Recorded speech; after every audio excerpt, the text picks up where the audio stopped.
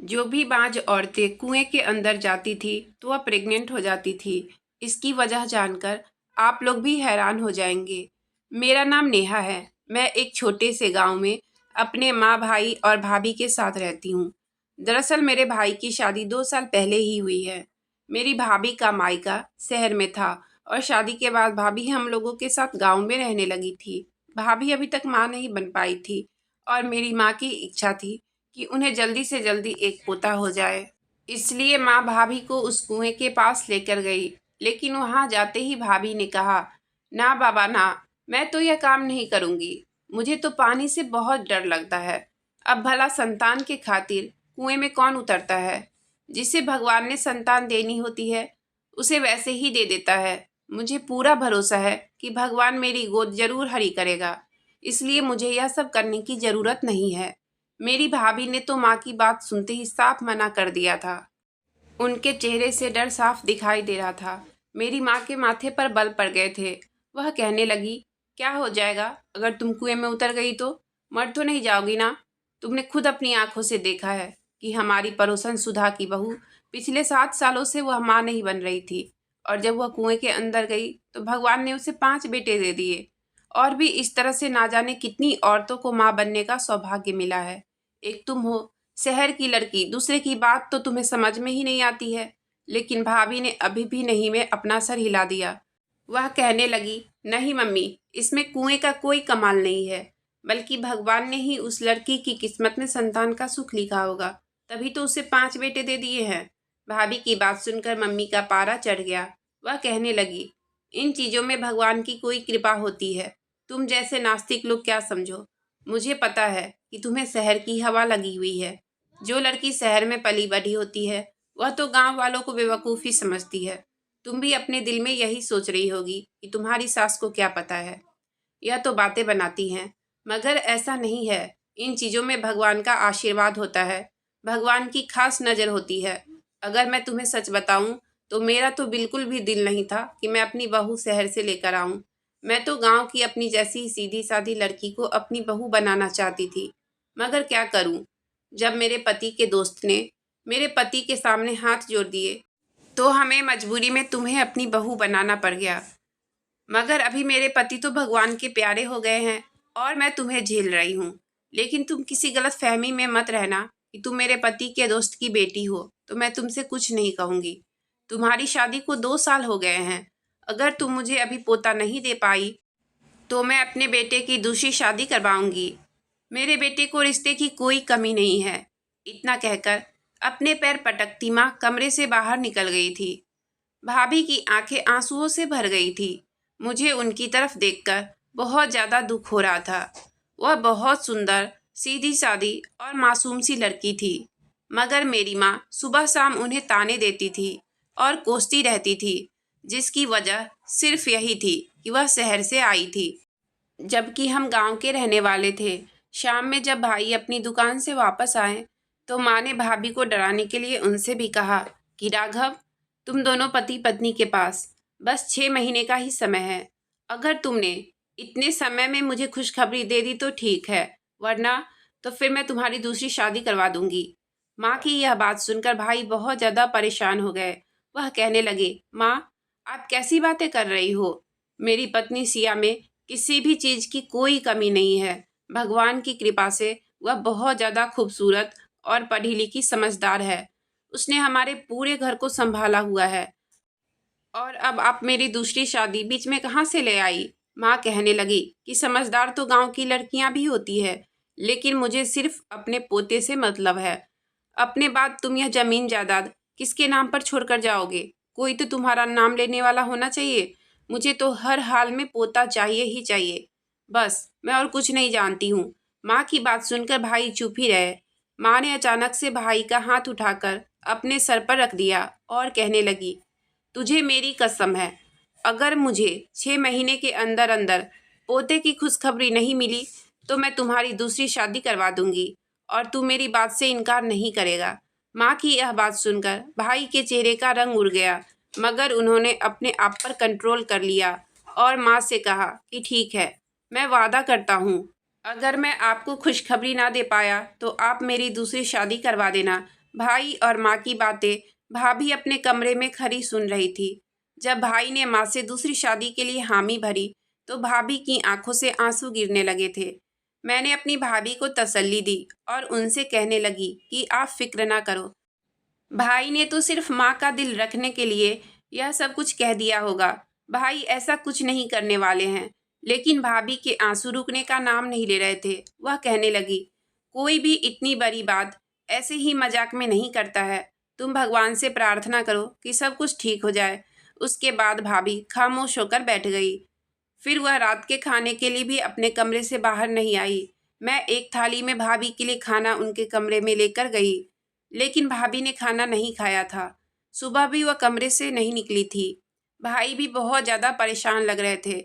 जाहिर सी बात है, उन्होंने अपने कमरे में अपनी पत्नी को मनाने की कोशिश की होगी, मगर वह मानने के लिए तैयार नहीं होंगी। बात ही ऐसी थी, वह कैसे मान जाती। भाई भी खाना खाए बगैर ही अपनी दुकान पर चले गए थे। यह बात माँ को बहुत बुरी लगी थी। जैसे ही भाई घर से अपनी दुकान के लिए निकले, माँ आंगन में आकर बैठ गई और अपना मुंह भाभी के कमरे की तरफ कर लिया और ऊंची ऊंची आवाज़ में कहने लगी कि कोई भी लड़का यूं ही किसी लड़की के पीछे नहीं आता है। लड़की की तरफ से ही कोई इशारा मिलता है, तभी लड़का उसका दीवाना होता है। मैंने तो मेरे पति से कहा था कि आपके दोस्त की बेटी में ही कोई खराबी है, मगर वह कहने लगे कि मेरा दोस्त मेरे पैर पर गिर गया था, हाथ जोड़ने लगा और कहने लगा, नहीं नहीं, मेरी बच्ची तो बहुत मासूम है, आप उसको अपने बेटे के लिए पसंद कर लो। अगर वह लड़की शरीफ होती तो क्या उसके यह तरीके होते? इसकी वजह से इसका पति भूखा घर से बाहर काम पर चला गया। मेरा बेटा 30 साल का हो गया है, आज तक बगैर नाश्ते के मैंने उसे घर से नहीं जाने दिया है। मगर जब से यह शहरी औरत हमारे घर में आई है, तब से यही सब कुछ हो रहा है। मेरा मासूम सा बच्चा, इससे शादी करके तो उसकी ज़िंदगी खराब हो गई है। माँ भाभी को बहुत कड़वी कड़वी बातें सुना रही थी। मैं अपने कमरे में बैठी यह सोचने पर मजबूर हो चुकी थी कि अब पापा तो नहीं रहे, फिर भी माँ उनके दोस्त की बेटी के साथ ऐसा व्यवहार कर रही है। इतना बुरा व्यवहार तो कोई गैर के साथ भी नहीं करता है।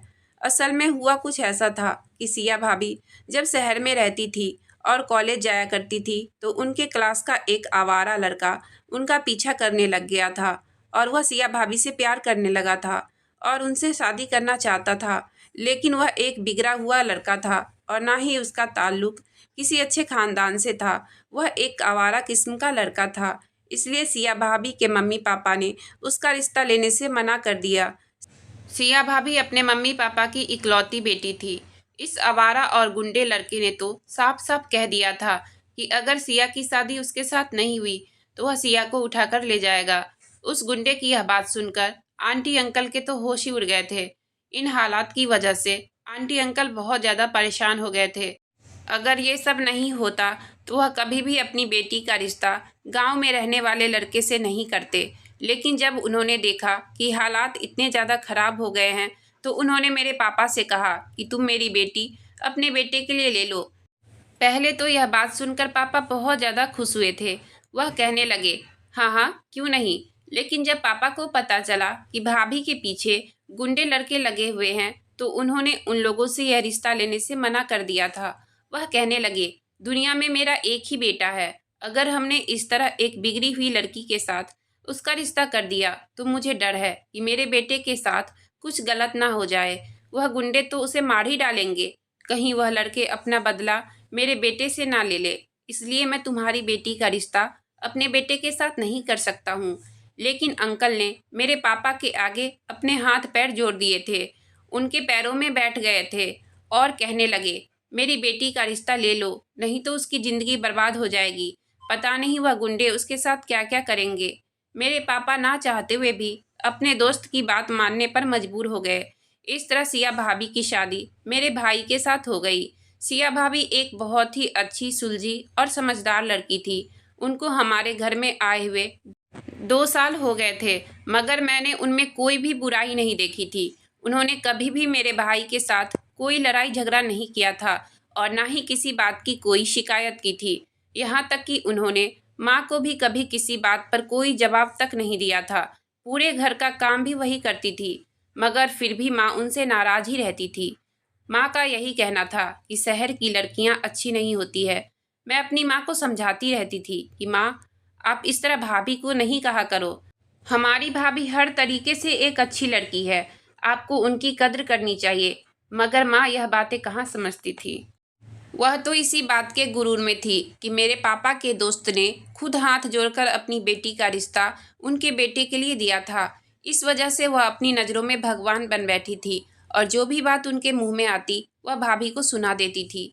माँ के यह तौर तरीके देखकर मैं बहुत डरती रहती थी। मुझे तो इस बात का डर था कि कहीं जो कुछ वह भाभी के साथ कर रही हैं वह मेरे सामने ही ना आ जाए, कहीं अपनी माँ के व्यवहार की सज़ा मुझे ही ना मिल जाए। जब मैं अपनी माँ से यह बात कहती तो वह मुझसे कहती थी, तुम्हारे साथ ऐसा कुछ नहीं होगा, तुम बेफिक्र रहो। तुम गांव की लड़की हो, चार दीवारी में पली बढ़ी हो, तुम्हारे पीछे कौन सा कोई लड़का लगा हुआ है जिसकी वजह से तुम्हें ससुराल में जाकर यह सब बातें सुननी पड़ेगी। माँ तो बगैर सोचे समझे अपना मुंह फाड़ फाड़ कर यह सब बातें कह देती थी, जबकि मैं तो अंदर तक हिल कर रह जाती थी। खैर, माँ के चीखने चिल्लाने से भाभी डरकर कमरे से बाहर आ गई और चुपचाप नाश्ता बनाकर कर लिया और हमेशा की तरह वह घर के कामकाज फिर से करने लगी थी। मगर मैंने उनके चेहरे पर कोई भी मुस्कुराहट नहीं देखी थी। जब वह किचन में काम कर रही थी तो मैं उनके पास चली गई। मुझे देखते ही वह मेरे गले से लगकर रोने लगी और कहने लगी, देख लो, तुम्हारी माँ मेरा घर उजाड़ना चाहती हैं और वह अपने लिए दूसरी बहू लेकर आना चाहती हैं।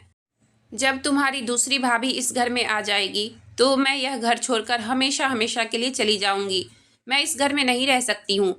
मैंने भाभी को तसल्ली दी और उनसे बोली, ऐसा कुछ नहीं होगा, आप बेफिक्र रहो। भाभी फूट फूट कर रोने लगी और बोली, जब तुम्हारे भाई ने दूसरी शादी की हामी भर दी है तो फिर भला उसे कौन रोक सकेगा। मगर तुम्हें एक बात साफ साफ बता देती हूँ कि मैं अपने पति को किसी दूसरे औरत का होते हुए नहीं देख सकती हूँ। मैं किसी भी हाल में अपनी सौतन के साथ नहीं रह सकती हूँ। मैं यहाँ से चली जाऊँगी। मैं हंसी और भाभी से कहने लगी, भाभी, इतना सीरियस होने की ज़रूरत नहीं है, सब कुछ ठीक हो जाएगा। फिर मैंने भाभी को मशवरा दिया कि जब भाई आपको मनाने की कोशिश करे तो आप उनसे झगड़ा खत्म कर लेना और फिर उनसे कहना कि वह आपको शहर लेकर जाए और आपका चेकअप किसी अच्छे डॉक्टर से करवाए। भगवान की कृपा से आपकी संतान हो जाएगी। भाभी को मेरा यह मशवरा अच्छा लगा था तो वह एकदम से मुस्कुरा दी और मेरे गले लगकर बोली, बहुत बहुत एहसान है कि तुमने मुझे यह मशवरा दिया है। मैं आज ही राघव से बात करती हूँ। फिर ऐसा ही हुआ। अगले दिन ही भाई भाभी को शहर लेकर चले गए। माँ ने उनसे बहुत मना किया मगर वह कहाँ रुकने वाले थे। भाई ने कहा, माँ, जो बातें आपकी मानने वाली होती है वह बातें मान लेता हूँ और मैं अपनी तसल्ली के लिए सिया को शहर लेकर जाना चाहता हूँ। भाई और भाभी शहर चले गए थे और पूरे एक हफ्ते बाद ही वापस आए थे क्योंकि भाभी अपनी माँ के घर रुक गई थी। जब वह दोनों वापस आए तो भाई बिल्कुल नॉर्मल से थे मगर भाभी का चेहरा उतरा हुआ था। मैं भाभी के पास गई और बोली, मुझे पता है कि आप अपनी माँ का घर छोड़कर आई हो, इस वजह से आप बहुत परेशान और उदास हो। आपका दिल अपनी माँ को छोड़कर आने का नहीं कर रहा होगा, मगर आप फिक्र ना करो, एक दो दिनों में आपको यहाँ अच्छा लगने लगेगा। भाभी की आंखों में एकदम से आंसू आ गए। वह कहने लगी, नहीं, ऐसी बात नहीं है, मेरी परेशानी की वजह कुछ और ही है। मैं बोली, अच्छा, क्या बात है, मुझे बताएंगी। मुझे इस बात की उम्मीद बिल्कुल भी नहीं थी कि भाभी मुझे कोई ऐसी बातें बताएंगी कि मेरे सर पर कयामत टूट पड़ेगी। जब भाभी ने रोते हुए मुझे बताया कि वह बांझ है, डॉक्टर ने उनसे कहा है कि वह कभी भी संतान को जन्म नहीं दे पा सकेगी। उनकी बात सुनकर मैं हैरान रह गई कि मैं भाभी से कहने लगी, यह कैसे हो सकता है। भाभी कहने लगी, मुझे तो कुछ भी नहीं पता है मेरे साथ क्या हो गया। मुझे पूरा यकीन था कि एक ना एक दिन मेरे घर में बच्चे खेलेंगे, मेरे घर में भी बच्चों की किलकारियाँ की आवाज़ गूंजेगी। अब तुम ही मुझे बताओ कि मैं क्या करूं। मैं बोली, भाभी, भाई दुकान से वापस आते हैं तो बात करते हैं। भाभी कहने लगी, तुम्हारे भाई ने कहा है कि वह मेरा पूरा पूरा साथ देंगे। मैं उन्हें संतान नहीं दे सकती हूँ, तब भी वह मुझे नहीं छोड़ेंगे और मेरी हर चीज़ का ख्याल रखेंगे। मुझे कोई परेशानी नहीं होने देंगे। मैंने भाभी से पूछा, तो क्या भाई दूसरी शादी कर लेंगे। भाभी ने अपना सर झुका दिया और कहने लगी, मेरे सामने तो उन्होंने यही कहा है कि वह दूसरी शादी नहीं करेंगे, मगर तुम तो सब कुछ जानती हो ना। पहले ही वह अपनी माँ के सर की कसम खा चुके हैं। मुझे तो यही लगता है कि अब उनकी दूसरी शादी होकर ही रहेगी। मैं बोली, भाभी अब आपने क्या सोचा है? तो आप क्या करेंगी? भाभी ने उदासी से कहा, अब मुझे क्या करना है? अब मैंने सब कुछ हालातों पर छोड़ दिया है। मेरे हालात ही तय करेंगे कि मेरी मंजिल क्या है। मैंने भाभी से कहा, आप एक बार माँ की बात मान लो और उनकी खुशी के लिए उस कुएं में उतर जाओ। मैं जानती हूँ कि आपको पानी से डर लगता है, मगर फिलहाल आपके लिए यही ठीक होगा। माँ कम से कम 6 महीने इंतजार कर लेंगी और 6 महीने बाद माँ भाई को शादी का कहेंगी, तो आप एक बार फिर से कुएं में उतर जाना। इस तरह से हम माँ के सामने भाई की दूसरी शादी बचाते रहेंगे और फिर टालते रहेंगे, और फिर आखिर में वह दिन भी आ जाएगा जब भाई में इतनी हिम्मत पैदा हो जाएगी कि वह खुद माँ से कह देंगे कि मैं दूसरी शादी नहीं करना चाहता हूँ। भाभी कुछ सोचकर बोली, तुम ठीक ही कह रही हो, मगर मुझे पानी से बहुत डर लगता है। मैं बोली, भाभी आप अपने डर को छोड़ दो। अपने पति को खोने से तो बेहतर है कि एक बार कुएं में उतर जाओ। जब इस बार माँ आपसे कहेंगी कि मेरे साथ कुएं पर चलो, तो आप फौरन मान जाना। भाभी ने मेरी बात पर हाँ में सर हिला दिया। माँ ने जब भाई से पूछा कि सिया के बारे में डॉक्टर ने क्या कहा है, तो भाई बोले, डॉक्टर ने कहा है आपकी बहू बिल्कुल ठीक है, उसे किसी तरीके की कोई भी बीमारी नहीं है, और बच्चा पैदा होने में जो देर हो रही है वह भगवान की तरफ से हो रही है। माँ कहने लगी, सिया अभी भी तुम्हारे पास समय है, मेरे साथ कुएं पर चलो। मैंने बहुत सी बांझ औरतों को माँ बनते हुए देखा है। तुम तो फिर भी पूरे तरीके से ठीक हो, तुम्हें कोई बीमारी भी नहीं है। ऐसी हालत में तो तुम्हें जल्दी बच्चा हो जाएगा। भाभी कहने लगी, माँ जी अगर आपकी खुशी इसी में है तो मैं भी आपके साथ चली जाती हूँ। भाभी की बात सुनकर माँ बहुत ज़्यादा खुश हो गई। वह जल्दी से उठकर भाभी का सर चूमने लगी और कहने लगी, अगर तू मेरी बात पहले ही मान लेती तो मैं तुम पर इतना गुस्सा नहीं करती। चलो जल्दी से अब तुम तैयार हो जाओ, मैं तुम्हें लेकर जाती हूँ। भाभी ने हाँ में सर हिला दिया और उठकर कमरे में चली गई। भाभी जब कमरे से बाहर आई तो मुझसे कहने लगी कि मेरे लिए भगवान से प्रार्थना करना, भगवान मेरे साथ सब कुछ अच्छा करे। मैंने भी उन्हें तसल्ली दी और उनसे कहने लगी कि आप बिल्कुल भी फिक्र ना करें, भगवान सब कुछ ठीक कर देंगे। भाभी माँ के साथ चली गई। 4 घंटे बाद वह लोग वापस आए तो मैंने भाभी से पूछा, आपका एक्सपीरियंस कैसा रहा? तो वह उदासी से बोली, अभी मुझे अपनी ज़िंदगी में बहुत सारे एक्सपीरियंस करने हैं, तुम फिक्र मत करो, मैं धीरे धीरे सब कुछ सीख लूँगी। मुझे भाभी की तरफ देखकर बहुत ज़्यादा अफसोस हुआ था। उसी समय मैंने हाथ जोड़कर भगवान से प्रार्थना की, मेरी भाभी के लिए सब कुछ आसान कर दे और उन्हें संतान की खुशी दे दे। ऐसे ही समय बीत रहा था। एक दिन भाभी चकराकर नीचे गिर पड़ी। भाभी को गिरता हुआ देखकर मेरी चीख निकल गई। यह तो भगवान का शुक्र था कि सुबह का समय था और भाई घर पर ही थे। भाई भाभी को उठाने आए और उन्हें सहारा देकर उठाया और कमरे में ले जाकर लिटा दिया। मैंने उनके चेहरे के ऊपर पानी के छींटे डाले जिससे वह होश में आ गई थी। माँ कहने लगी, राघव जल्दी से जाओ और दाई को बुला कर लाओ, मुझे तो लगता है कि कोई खुशखबरी है। भाभी कहने लगी, नहीं, अभी इतनी जल्दी खुशखबरी कहाँ से आ सकती है। असल बात यह है कि आजकल मैं बहुत ज़्यादा टेंशन में रहती हूँ। मुझे हर समय यही फिक्र लगी रहती है कि मैं माँ बन पाऊँगी या नहीं। बस इसी वजह से चकरा कर नीचे गिर गई थी और कोई बात नहीं है, थोड़ी देर आराम करूँगी और ठीक हो जाऊँगी। मगर माँ कुछ भी सुनने के लिए तैयार ही नहीं थी। उन्होंने ज़बरदस्ती भाई को भेज दिया। भाई दाई को बुला कर ले आए। दाई ने भाभी को चेक किया और वह कहने लगी, मुबारक हो, तुम्हारी बहू माँ बनने वाली है, वह पेट से है। यह खबर सुनकर मैं, भाभी और भाई तीनों ही दंग रह गए थे, जबकि माँ खुशी से फूली नहीं समा रही थी। उन्होंने अपने पर्स से 1000 रुपये निकालकर भाई के हाथ में रखा और कहने लगी, जाओ इन पैसों से मिठाई लेकर आओ, मैं पूरे गांव में मिठाई बांटूंगी। भगवान ने मुझे इतने दिनों बाद खुशखबरी दी है। लेकिन भाई ने ना में सर हिला दिया और कहने लगे, मुझे आजकल के इन दाइयों पर यकीन नहीं है, इसलिए आप इतनी खुशी ना मनाओ। आज के दौर में तो दाई का भरोसा ही नहीं है। जब सिया आपसे कह रही है कि वह माँ बनने वाली नहीं है, तो फिर ऐसा ही होगा। अब अगर आप पूरे गांव में मिठाई बांट दोगी तो पूरे गांव में हमारा मजाक बन जाएगा। माँ को गुस्सा आ गया और वह कहने लगी, राघव, अपना मुंह अच्छा ना हो तो इंसान को अच्छी बात ही कर लेनी चाहिए। भगवान ने आज हमें खुशखबरी सुनाई है, तो तुम यह सब कुछ कहकर मेरी खुशी को मातम में मत बदलो।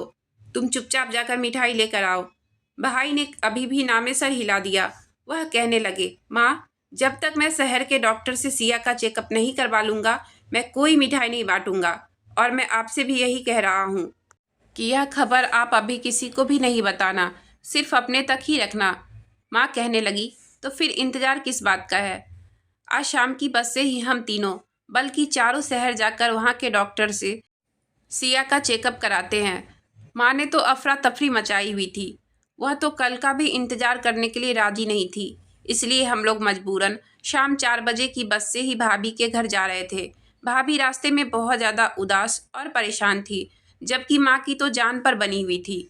वह भाभी को हंसाने की कोशिश कर रही थी और कहने लगी, अगर तुम इस तरह नाराज रहोगी तो मेरे पोते की सेहत पर बुरा असर पड़ेगा। खुश खुश रहो ताकि मेरा होने वाला पोता खूबसूरत और तंदुरुस्त पैदा हो। माँ की बातें सुनकर भाभी और भी ज़्यादा परेशान होने लगी। खैर, हम रात को देर से आंटी के घर पहुँचे थे। माँ तो चाहती थी कि उसी समय जाकर भाभी का चेकअप करवा दे, मगर आंटी ने कहा कि ऐसी भी क्या जल्दी है, आप सुबह आराम से डॉक्टर के पास जाना। अगली सुबह 6 बजते ही माँ ने शोर मचा दिया था, उन्हें डॉक्टर के पास जाना है। जब भाई ने माँ से कहा, भगवान का नाम लो और थोड़ा सब्र करो, अभी तो हॉस्पिटल भी नहीं खुले होंगे। और फिर आखिरकार बहुत मुश्किलों से माँ ने 9 बजे तक का इंतज़ार किया और 9 बजे ही माँ शोर मचाकर भाभी को अस्पताल लेकर चली गई। मुझे बहुत ज़्यादा फिक्र थी। मुझे यही लग रहा था कि जब वह लोग वापस आएंगे तो उनके चेहरे का रंग उतरा हुआ होगा, मगर यहाँ तो चमत्कार ही हो गया था। जब वह तीनों वापस आए तो खुशी से फूले नहीं समा रहे थे। मैं बोली, क्या हुआ? भाभी मेरे गले लग गई और कहने लगी, चमत्कार हो गया है।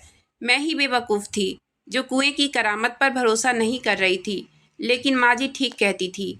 शहर में पिछली बार जिस डॉक्टर से अपना चेकअप करवाने गई थी, आज भी उसी डॉक्टर ने मुझे चेकअप किया। तो वह डॉक्टर भी हैरान रह गई और कहने लगी, यह तो नामुमकिन है, यह कैसे हो गया?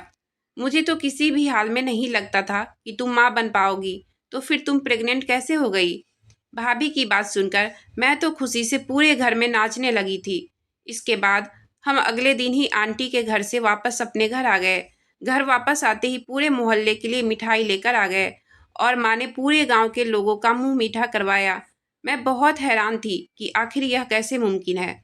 जब शहर के डॉक्टर ने बता दिया था कि भाभी बांझ है, तो फिर एक कुएं की वजह से वह माँ कैसे बन सकती हैं? मुझे तो शुरू से ही ऐसी चीज़ों के बारे में जानने का बहुत शौक था। अब मेरी भी ज़िंदगी में वह मौका आ गया था कि मैं इस कुएं का राज खोलूं। यह मुझे बहुत चैलेंजिंग लगा था, इसलिए मैंने सोच लिया था कि घर वालों से चोरी छुपे मैं इस राज तक ज़रूर पहुंचूंगी।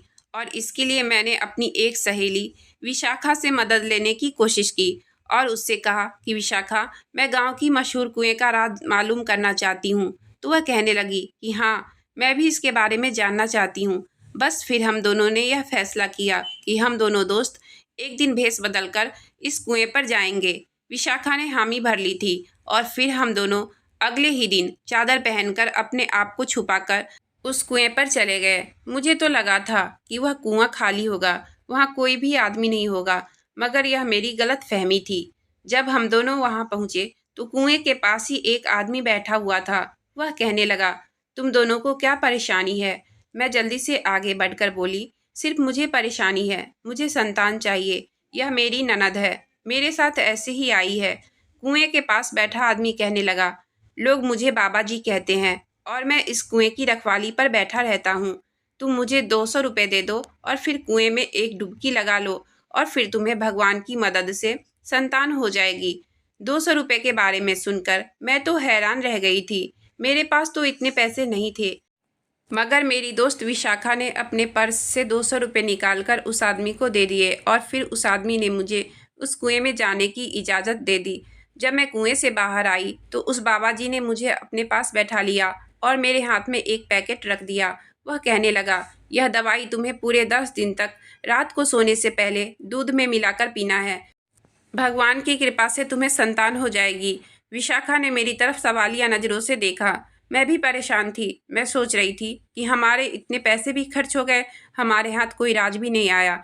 इसलिए मैंने जल्दी से उनसे कहा कि बाबा जी, मुझे कोई संतान नहीं चाहिए। असल में मैं शहर से आई हूँ। मुझे पता चला है कि यह कुआं बहुत मशहूर है। आप मुझे इस कुएं के राज के बारे में नहीं बताएंगे तो मैं आपको पूरे मीडिया में बदनाम कर दूंगी। आप पर धोखाधड़ी का केस भी हो सकता है और पुलिस आपको पकड़ कर ले जा सकती है। मेरी ऐसी बातें सुनकर बाबा जी की आंखों में आंसू आ गए। वह कहने लगे, भगवान के लिए मेरे साथ इतना बड़ा जुल्म मत करना। मैं तुम्हें सब कुछ सच सच बता दूंगा। फिर उस आदमी ने जो कुछ भी हमें बताया वह बहुत दुख की बात थी। वह आदमी हमारे गांव का नहीं था, बल्कि दूसरे गांव से आया था। उसके माँ बाप किसी बीमारी की वजह से मर गए थे और उसकी ज़मीन जायदाद उसके चाचा और बड़े पापा ने हड़प लिए थे। उस लड़के के पास रहने के लिए अब कोई और ठिकाना नहीं था। वह अकेले रह गया था। वह जगह जगह मारा मारा फिर रहा था और फिर इस तरह से हमारे गांव में आ गया। यहाँ भी लोगों ने उसे 2 वक्त की रोटी देने के बाद अपने घर के दरवाजे बंद कर लिए थे। वह सर छुपाने की तलाश में इस कुएं तक आ पहुंचा और यहाँ रहने लगा था। मगर उसे अपना पेट चलाने के लिए कुछ खाने की ज़रूरत थी, मगर उसके पास पैसे नहीं थे। तो फिर वह कहाँ से अपने खाने पीने का इंतजाम करता। वह लड़का एक हकीम खानदान से ताल्लुक़ रखता था। उसके बाप दादा बहुत ही बड़े और मशहूर हकीम थे।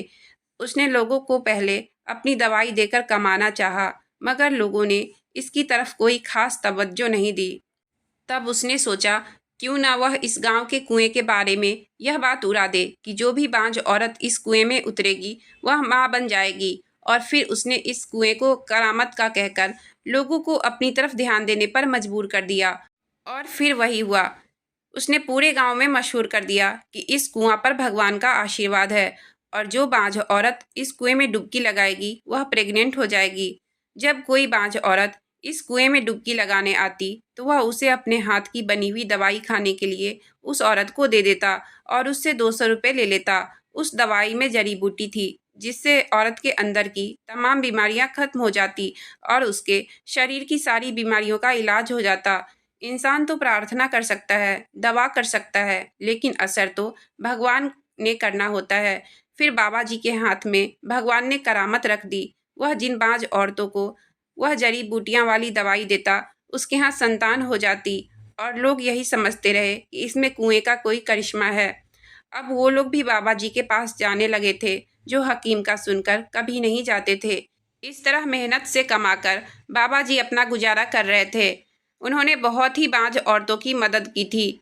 मैंने जब उनकी सारी बातें सुनी तो उनसे बोली, बाबा जी आप फिक्र ना करें, हम आपका राज राज ही रखेंगे। आपका यह राज कभी कोई जान नहीं सकेगा। उन्होंने हमारा शुक्रिया अदा किया और हम दोनों सहेली वहाँ से वापस घर आ गए थे। उस आदमी की वजह से मेरी भाभी तलाक से बच गई थी। 9 महीने बाद मेरी भाभी ने जुड़वा बच्चे को जन्म दिया, एक लड़का और एक लड़की। आज मेरा घर किसी स्वर्ग से कम नहीं है। अब तो मैं हर बांझ औरत को यही मशवरा देती हूँ, वह भी कुएं के पास जाए, क्योंकि इस कुएं में भगवान का आशीर्वाद है।